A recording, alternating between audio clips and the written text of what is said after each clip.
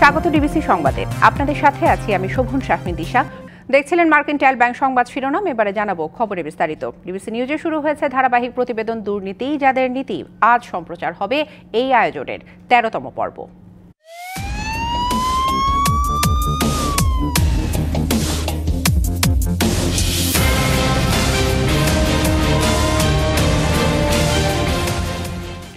চলন বিলের পার থেকে উঠে আসা জোনায়েদ আহমেদ পলক সর্বকনিষ্ঠ সংসদ সদস্য নির্বাচিত হয়েছিলেন।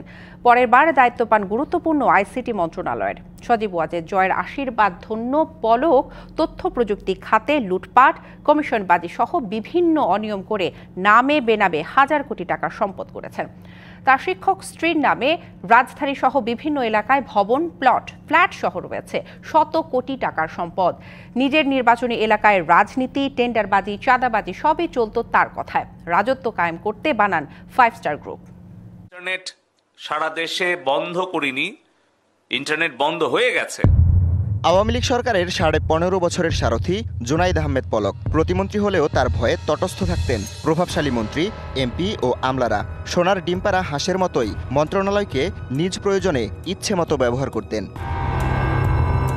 বাবার রাজনীতির সূত্রে পলক প্রবেশ করেন ছাত্রলীগের রাজনীতিতে। 2008 সালে নাটোর 3 আসন থেকে জয়ী জোনায়েদ আহমেদ পলক ছিলেন সর্বকনিষ্ঠ সংসদ সদস্য।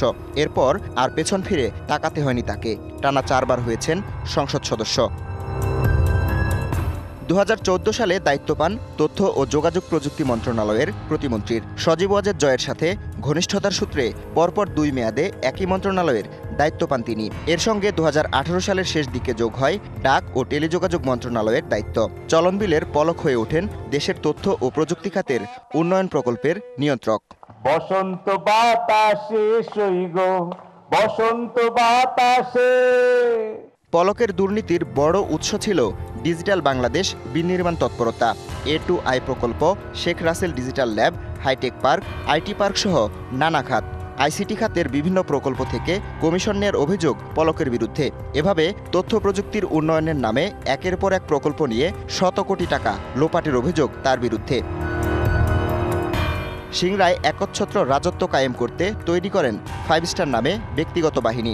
অবৈধ বালু উত্তোলন, দখল, চাঁদাবাজি, টেন্ডার এবং রাজনীতি নিয়ন্ত্রণ করত এই বাহিনীর সদস্যরা। পলক বাহিনী শাবল এবং খড়ি দিয়ে আমাকে পিটিয়ে আমাকে জখম করে। 5 স্টারের প্রত্যেকটা সদস্য যে কোটি কোটি টাকার সম্পত্তি করেছে তার নাম ভাঙিয়ে স্থানীয় সরকার নির্বাচনেও প্রভাব বিস্তার করতেন পলক। তার শ্যালক রুবেলের বিরুদ্ধে নির্বাচন করার কারণে স্বতন্ত্র প্রার্থী দেলোয়ার হোসেন পাশাকে তুলে নিয়ে নির্যাতন করা হয়।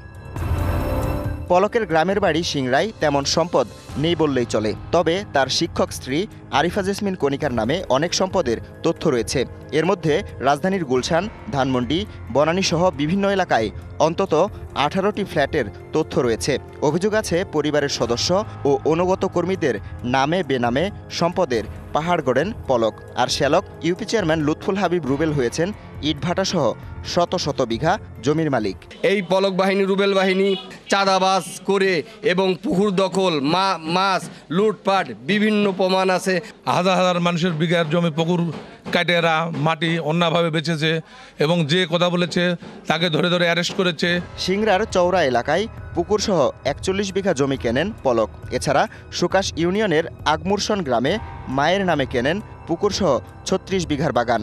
শহরের মাদারীপুর ও চাঁদপুর সড়ক সংলগ্ন এলাকায় স্ত্রীর নামে রয়েছে প্রায় 5 কোটি টাকা দামের 15% জমি। এটা কিনেছে, এটা সঠিক আমার বাড়ির পাশে। আর ওই বাজারের মধ্যে আরো 3-4টা জায়গায় কিনেছে, এটা শুনছি। জমিটা আমাদের ওই সিংড়া থানার পলক মন্ত্রীর কাছে পরবর্তীতে বিক্রি করছে এবং আমরা শুনছি যে বাজার মূল্য 4 কোটি টাকা বিক্রি হয়েছে। এছাড়া নাটোর জেলা প্রশাসকের কার্যালয়ের সামনে প্রায় 5 কোটি টাকা মূল্যের জায়গা আছে পলকের। স্ত্রী ও শ্যালকের নামে 2টি ভবন আছে সিংড়া পৌরসভার উপশহর এলাকায়। এছাড়া মা, স্ত্রী এবং স্বজনদের নামে বেনামে চলন বিলের বিভিন্ন মাঠে অন্তত 700 বিঘা সম্পদের তথ্য পাওয়া যায়। 2008 সালে পলকের বার্ষিক আয় ছিল 1,18,000 টাকা। ক্ষমতার কেন্দ্রে থেকে সম্পদের পাহাড় গড়লেও হলফনামায় দেখিয়েছেন কাটছাট করে। 2 লাখ টাকার অস্থাবর সম্পদ 24-এ বেড়ে হয়েছে 3 কোটি 64 লাখ টাকায়। আর 1,10,000 টাকার স্থাবর সম্পদ হয়েছে প্রায় 75 লাখ টাকা।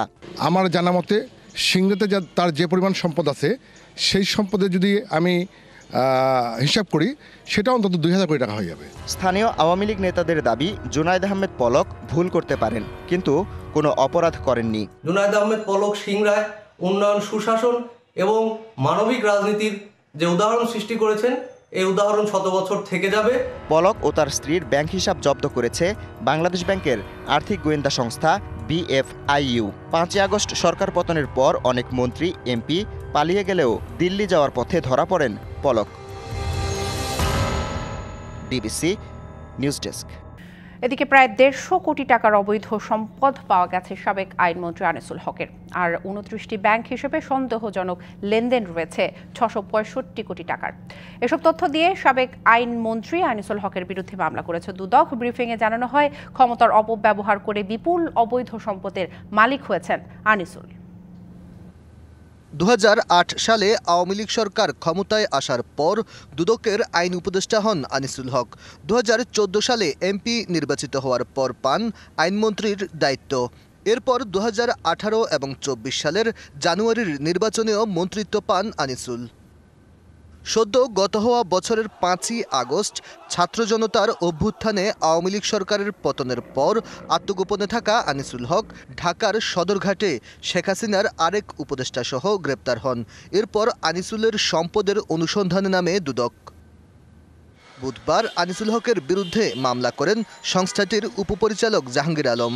ওই মামলার এজাহারে বলা হয়, জ্ঞাত আয়ের বাইরে আনিসুলের সম্পদ রয়েছে 146 কোটি 19 লাখ টাকা। এছাড়া তার স্বার্থ সংশ্লিষ্ট 29টি ব্যাংক অ্যাকাউন্টে 665 কোটি 64 লাখ টাকা পাওয়া গেছে। দুদক বলছে, মন্ত্রী থাকার সময় অবৈধ পন্থায় বিপুল অর্থ উপার্জন করেছেন আনিসুল হক। সর্বমোট 665 কোটি টাকারও বেশি সন্দেহজনক লেনদেন করে মানি লন্ডারিংয়ের সম্পৃক্ত অপরাধ, দুর্নীতি ও ঘুষ সংগঠনের মাধ্যমে প্রাপ্ত অর্থ বা সম্পত্তির অবৈধ উৎস গোপন বা আড়াল করার উদ্দেশ্যে স্থানান্তর, রূপান্তর এবং হস্তান্তর করার দায়ে একটি মামলা রুজু করা হয়েছে। ব্রিফিংয়ে দুদকের মহাপরিচালক আরও জানান, চলমান দুর্নীতিবিরোধী অভিযানে সরকারি কর্মকর্তা, কর্মচারী, জনপ্রতিনিধিসহ অনেকে আইনগত পদক্ষেপ এড়াতে বিদেশে রয়েছেন, যাদের অনেকেরই রয়েছে দ্বৈত নাগরিকত্ব। তাই দ্বৈত নাগরিকদের বিষয়ে তথ্য চেয়ে পাসপোর্ট অধিদপ্তর, পুলিশের সদর দপ্তর এবং স্বরাষ্ট্র মন্ত্রণালয়ে চিঠি দেওয়া হয়েছে। দুর্নীতি দমন কমিশন কর্তৃক পরিচালিত বিভিন্ন অনুসন্ধানকালে এই মর্মে তথ্য পাওয়া যায় যে সরকারি কর্মচারীদের এইরূপ একাধিক পাসপোর্ট গ্রহণের মূল লক্ষ্যই হলো বাংলাদেশে দুর্নীতির মাধ্যমে অর্জিত তাদের অবৈধ সম্পদ গোপন করে বিদেশে পাচার এবং ভোগ করা। 5ই আগস্টের পর দুর্নীতিবিরোধী অভিযান বেগবান করতে নানা পদক্ষেপ নিচ্ছে দুদক চেয়ারম্যান আব্দুল মোমেনের নেতৃত্বাধীন commission. Aditya Rafat, DBC news, Dhaka. দর্শক, এ বিষয়ে আরও বিস্তারিত জানার চেষ্টা করব। আমাদের সাথে বার্তা কক্ষ থেকে যুক্ত আছেন অ্যাসাইনমেন্ট এডিটর আদিত্য রাফাত। আদিত্য, আপনার নিশ্চয়ই মনে আছে আইনমন্ত্রী যখন গ্রেপ্তার হন তখন তিনি লুঙ্গি পরিহিত এবং খুব সাধারণ বেশে ছিলেন, অথচ এই সাধারণ মানুষটার বিরুদ্ধে দুদক জানিয়েছে যে তার জ্ঞাত আয়ের বিরুদ্ধে 146 কোটি 19 লাখ টাকা রয়েছে এবং তার স্বার্থ সংশ্লিষ্ট অ্যাকাউন্টে 665 কোটি 64 লাখ টাকা পাওয়া গেছে। কিভাবে এই সম্পদের পাহাড় আসলে গড়েছেন তিনি? এই প্রশ্নটি আমরা দুদকের কাছেও জানতে চেয়েছিলাম যে আইনমন্ত্রী আনিসুল হক, সাবেক আইনমন্ত্রী আনিসুল হক এত সম্পদ কিভাবে অর্জন করেছেন। দুদকের পক্ষ থেকে এজাহারের তথ্য দিয়ে জানানো হয়েছে যে তারা 5ই আগস্টের পর যে সাবেক আইনমন্ত্রী আনিসুল হকের বিষয়ে, সম্পদের বিষয়ে এবং বিদেশে অর্থ পাচারের বিষয়ে অনুসন্ধান শুরু করেছিলেন এবং সেই অনুসন্ধানের প্রেক্ষিতে তাদের কাছে তারা তথ্য পেয়েছেন, তাদের অনুসন্ধান টিম, যে আইনমন্ত্রীর মোট সম্পদ, প্রাপ্ত সম্পদের মূল্য 152 কোটি 85 লাখ এবং সম্পদ অর্জনে তার বৈধ উৎসের পরিমাণ 6 কোটি 65 লাখ টাকা এবং সবশেষ সাবেক আইনমন্ত্রী আনিসুল হক যে আয়কর নথি দিয়েছেন, তার আয়কর নথিতে 72 কোটি 50 লাখ টাকা আছে এবং দুদকের তার সমস্ত সম্পদের হিসেব করে অনুসন্ধানে প্রতীয়মান হয়েছে যে 146 কোটি 19 লাখ টাকার বেশি তার জ্ঞাত আয়ের বাইরে সম্পদ রয়েছে, যে সম্পদের বৈধ কোনো আয়ের উৎস দুর্নীতি দমন কমিশনের কাছে নেই। এছাড়া দুর্নীতি দমন কমিশন আজ যে মামলাটি দায়ের করেছে সে মামলায় তার ব্যাংক হিসাবের দুদকের পক্ষ থেকে যে এজাহারটি আমাদের গণমাধ্যম কর্মীদের দেয়া হয়েছে সেখানে বলা হয়েছে যে আইনমন্ত্রীর স্বার্থ সংশ্লিষ্ট 29টি ব্যাংক হিসাব পাওয়া গেছে। এর মধ্যে এইসব 29টি ব্যাংক হিসাবে তিনি 349 কোটি টাকা উনি জমা রেখেছেন এবং উত্তোলন করেছেন 316 কোটি টাকা। অর্থাৎ এখানে স্থগিত লেনদেনের বিষয়টি হচ্ছে যে জমা এবং উত্তোলন মিলিয়ে প্রায় 665 কোটি টাকার বেশি তার সন্দেহজনক লেনদেন পাওয়া গেছে এবং মামলা পরবর্তী তদন্তে বিদেশে তার কোনো সম্পদ আছে কিনা সে বিষয়টি খতিয়ে দেখবে বলে দুদকের পক্ষ থেকে জানানো হয়েছে। আদিত্য, গ্রেপ্তারের আমরা এখন একটু অন্য বিষয়ে চলে যেতে চাই। গ্রেপ্তারের পর থেকে কড়া পুলিশি পাহারায় আমাদের সাবেক আইসিটি প্রতিমন্ত্রী পলককে দেখা গেছে হাতে হাত করা অবস্থায় এবং মাথায় হেলমেট, বুকে লাইফ জ্যাকেট পরিহিত অবস্থায় এবং বিমর্ষ চেহারায়। তার বিরুদ্ধে একের পর এক গুরুতর অভিযোগ আনা হচ্ছে। দুদকে এখনো কোনো ব্যবস্থা নিতে দেখা যায়নি, সব মিলে যদি আমাদের বলতেন। জুনায়েদ আহমেদ পলকের বিষয়েও এটি জানিয়ে রাখি, কিছুক্ষণ আগে আমাদের একটি প্রতিবেদন দেখানো হয়েছে সাবেক আইসিটি প্রতিমন্ত্রী জুনায়েদ আহমেদ পলকের নানা দুর্নীতির বিষয়ে এবং এইসব নানা দুর্নীতির বিষয়ে দুর্নীতি দমন কমিশনও জুনায়েদ আহমেদ পলকের অবৈধ সম্পদ এবং অর্থ পাচারের অভিযোগ এনে দুদকের পক্ষ থেকে একটি অনুসন্ধান টিম গঠন করা হয়েছে। সেই অনুসন্ধান টিম শুধুমাত্র পলকের দুর্নীতি নয়, পলকের নির্ভরশীল পরিবারের সদস্যদের, বিশেষ করে তার স্ত্রী এবং তার পরিবারের অন্যান্য সদস্যদের দুর্নীতির বিষয়টিও খতিয়ে দেখা হচ্ছে। এবং দুদকের সবশেষ এই সংবাদটি সম্প্রচারের আগে কিছুক্ষণ আগে আমি দুদকের সংশ্লিষ্ট যারা আছেন তাদের সঙ্গেও কথা বলেছি। তারা বলেছেন যে জুনায়েদ আহমেদ পলকের বিষয়ে বেশ কিছু অগ্রগতিমূলক তথ্য তারা পেয়েছেন এবং সেই সব জায়গায় তার যে সম্পদ রয়েছে সেই সম্পদের তিনি সরকারের কাছে অর্থাৎ আয়কর নথিতে যেসব সম্পদের তথ্য দিয়েছেন তার বাইরে তার বিপুল পরিমাণ সম্পদ তারা পেয়েছেন এবং সেই সম্পদের পরিমাণ কত আসলে দালিলিকভাবে তারা বলছেন যে এখনও তারা সেটির উপসংহারে আসতে পারেনি এবং তারা এটির হিসেব নিকেশ করছেন এবং কি এর বাইরেও তার স্ত্রীর নামে কি পরিমাণ সম্পদ এবং বিদেশে তার কোনো সম্পদ আছে কিনা সে বিষয়ে দুদক তাদের নিজস্ব মাধ্যমে চেষ্টা করছে জুনায়েদ আহমেদ পলকের বিদেশে কোনো সম্পদ আছে কিনা সে বিষয়টি আমরা কিছুক্ষণ আগে জানতে পেরেছি। দ্বৈত নাগরিকদের ব্যাপারে যে তথ্য চেয়েছে দুদক, কোন প্রেক্ষাপটে তথ্য চেয়েছে এবং এ ব্যাপারে আরো কি বিস্তারিত তথ্য জানাবেন, আমাদের সর্বশেষ ছোট করে আমাদেরকে জানাবেন। দ্বৈত নাগরিক অর্থাৎ বাংলাদেশের যেসব কর্মকর্তা কর্মচারী জনপ্রতিনিধি যাদের বিদেশে নাগরিকত্ব রয়েছে, দুর্নীতি দমন কমিশন বলছে যে এই মুহূর্তে অর্থাৎ 5 আগস্টের পর থেকে অনেকে বিদেশে রয়েছেন এবং তাদের অনেকেরই বিদেশে দ্বৈত নাগরিকত্ব ছিল, গোপনে অনেকে দ্বৈত নাগরিকত্ব নিয়ে রেখেছেন এবং যাদের বিরুদ্ধে অনেকের বিরুদ্ধে অবৈধ বিপুল পরিমাণ অর্থ পাচারের অভিযোগ রয়েছে।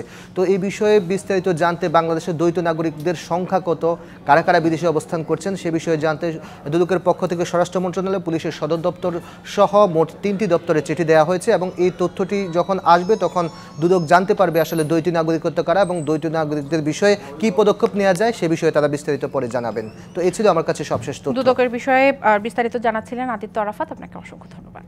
বই উৎসব না হলেও বছরের প্রথম দিনে অনেক শিক্ষার্থী হাতে পেয়েছে নতুন বই, তবে জানুয়ারির মধ্যেই সকল শিক্ষার্থীর হাতে পৌঁছে যাবে নতুন বই।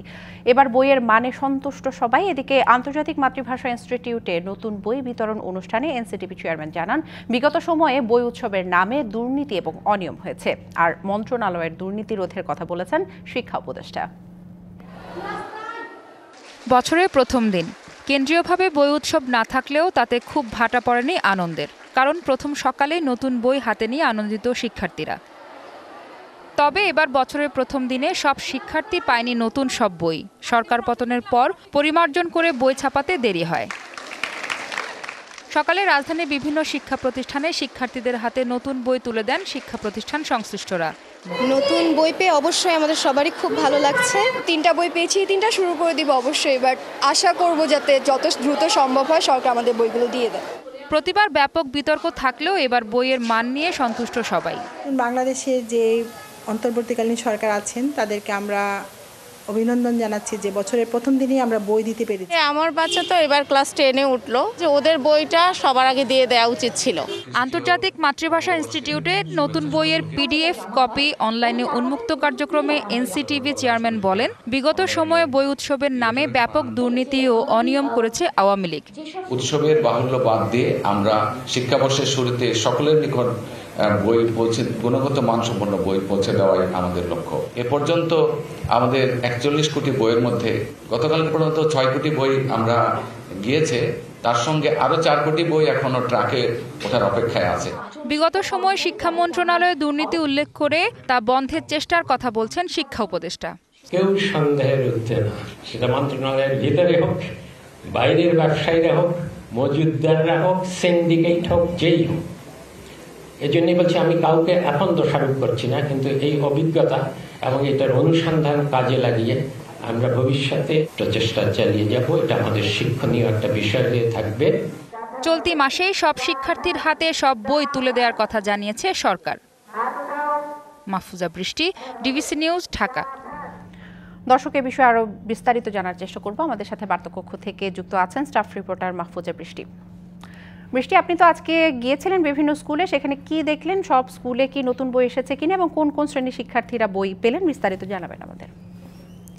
দিশা, আজকে বছরের প্রথম দিনে কিন্তু প্রতি বছরের মতো বই উৎসব না হলেও স্কুল কর্তৃপক্ষগুলো বিভিন্ন ধরনের কিন্তু শিক্ষার্থীদের মনোবল ধরে রাখতে সামান্যতম আয়োজন করেছিল। আমি আজকে বেশ কয়েকটি শিক্ষা প্রতিষ্ঠানে ঘুরেছি, তার মধ্যে ভিকারুন্নেসা নূন স্কুল অ্যান্ড কলেজে গিয়েছিলাম মতিঝিল সরকারি বালক উচ্চ বিদ্যালয়ে।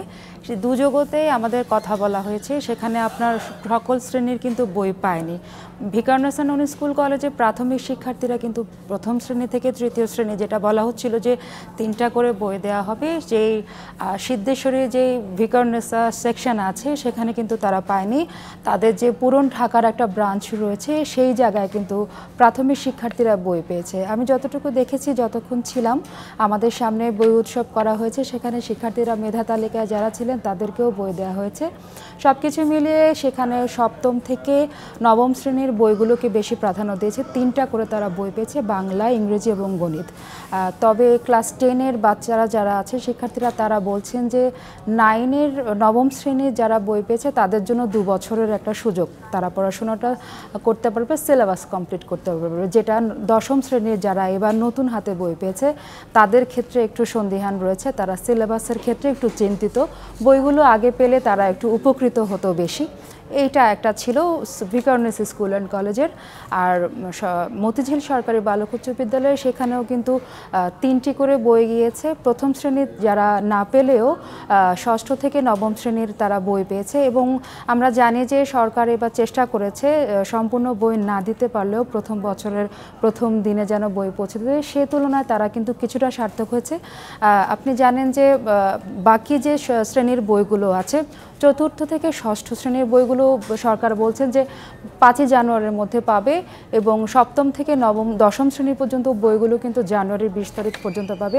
তবে বিশ্লেষকরা যারা আছে, যাদের সাথে আমরা কথা বলতে পেরেছি, তারা বলছেন যে হয়তোবা এই মাসেও কিন্তু সম্পূর্ণ বই তারা হাতে পাবে না বলে এমনটাই মনে করছেন। দিশা, আচ্ছা, বাকি বইগুলো দেরিতে পাওয়াতে শিক্ষার্থীদের কথা বলছিলেন, অভিভাবক এবং শিক্ষকরা কি বলছেন জানাবেন। যে বাকি বইগুলো যে বই আসতে যে দেরি হবে সেটা নিয়ে অভিভাবকরা কিন্তু খুব একটা চিন্তিত বলে আমি দেখিনি।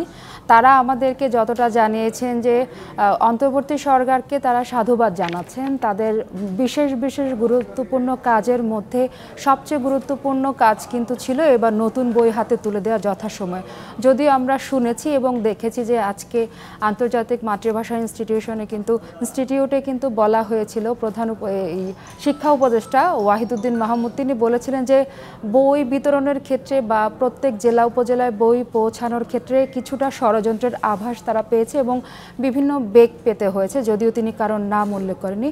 অভিভাবকরা বলছেন যে এখনই যদি না দিতে পারে আমাদের কোনো অসুবিধা নেই, যেহেতু আমরা অনলাইন ভার্সনগুলো পেয়েছি, পিডিএফ ফাইলগুলো স্কুল থেকে, এবং অভিভাবকরা তাদের নিজ দায়িত্বে পিডিএফ ফাইলগুলো ডাউনলোড করে কিন্তু শিক্ষার্থীদের হাতে তুলে দিচ্ছেন।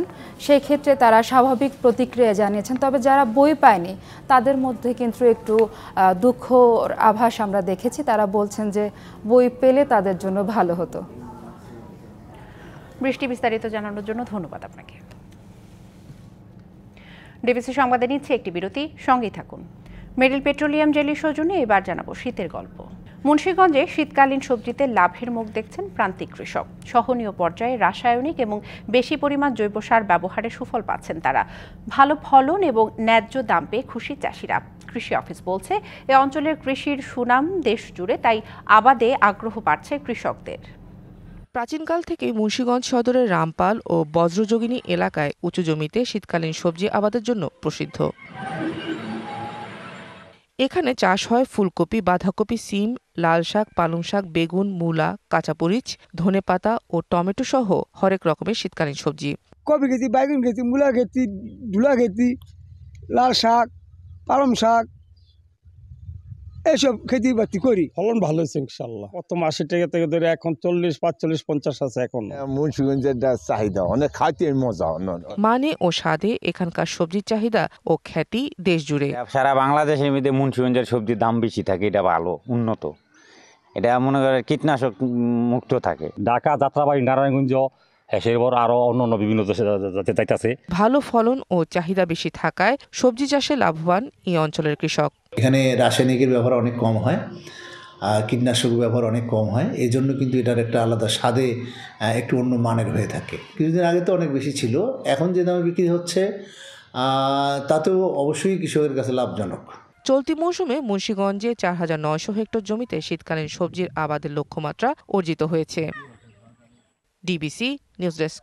সমালোচনার জন্য সমালোচনা নয়, যৌক্তিক সমালোচনা করে ক্রিকেট এবং বিসিবিকে সহায়তা করার আহ্বান সভাপতি ফারুক আহমেদের। নিজ মেয়াদে গেল 4 মাসে টাইগারদের পারফরমেন্স নিয়ে মিশ্র প্রতিক্রিয়া দিলেন ফারুক। বলেন আগামী নির্বাচনের আগে তার পরিকল্পনা বাস্তবায়নের কাজে হাত দিতে চান।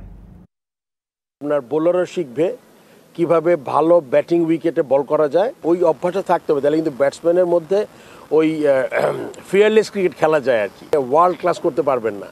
আমরা চেষ্টা করছি হলে গিয়ে বিপিএলটাকে একটা রিয়েল ফ্র্যাঞ্চাইজি টুর্নামেন্ট, যেই টুর্নামেন্টে ফ্র্যাঞ্চাইজি ওনাররা ফিল করে এই ফ্র্যাঞ্চাইজিটা যাতে আপ হয়। ডিবিসি সংবাদে এই ছিল এখনকার মতো। ডিবিসি নিউজের সংবাদগুলো পড়তে ভিজিট করুন dbcnews.tv আর ভিজিট করুন ডিবিসি নিউজের ফেসবুক পেজ এবং ইউটিউব চ্যানেল। ডিবিসির সঙ্গেই থাকুন।